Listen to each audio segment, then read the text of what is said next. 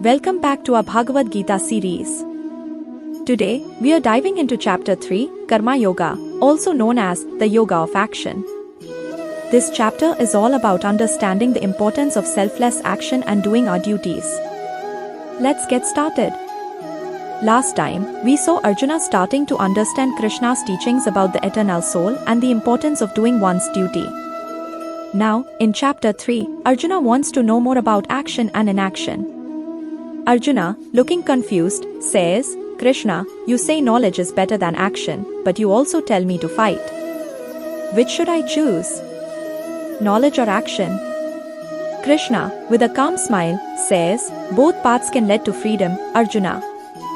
But for you, action is better. No one can stay inactive even for a moment, we all have to act because it's our nature." Krishna explains that everyone must do their duties. Inaction is not an option because action is needed to keep the world running. Do your duty, because action is better than inaction. Even taking care of your body requires action. He emphasizes on how to perform duties without being attached to the results.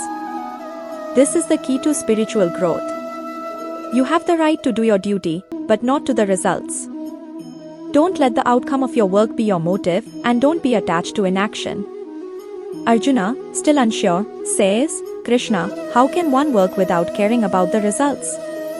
Isn't that hard?"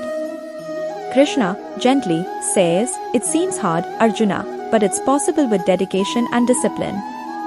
When you do your duty with devotion and without selfish desires, your actions become a form of worship." He explains that all actions should be offered to the divine, which purifies the mind and heart. By dedicating all your actions to me, you will be free from the bondage of karma. Do your duties with a mind fixed on the divine. Krishna talks about setting a good example for others and uses himself as an example.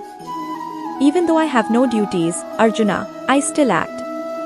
If I didn't act, others would follow my example, and the world would fall apart." Krishna explains that leaders and influential people should do their duties properly because others follow their example. Whatever great people do, others follow. Whatever standards they set, the world follows. Arjuna starts to understand the importance of action, but he still worries about controlling desires and attachments.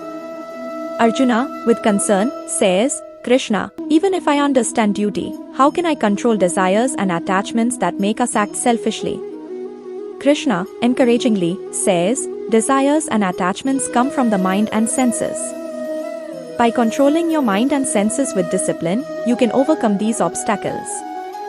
He explains that self-discipline helps in controlling desires and attachments, leading to self-mastery. Control your mind and senses, Arjuna. Be detached and do your duties without selfish desires. This will lead you to peace and freedom. Krishna concludes by emphasizing the importance of faith and knowledge in doing one's duties selflessly. "Those who act with faith in my teachings and without envy are freed from the bondage of actions. But those who act without faith suffer in this world." Arjuna is now more resolved, understanding that selfless action and devotion are the keys to spiritual growth and inner peace. He realizes that doing his duty as a warrior is a form of service to the divine. Now, Arjuna, knowing this wisdom, do your duty as an offering to the divine. Engage in selfless action and achieve the highest good. And that's a wrap on Chapter 3, folks. Krishna has taught Arjuna the wisdom of Karma Yoga, the importance of doing one's duty selflessly, with dedication and without attachment to the results. Stay tuned as we continue to explore Krishna's teachings in the next chapter.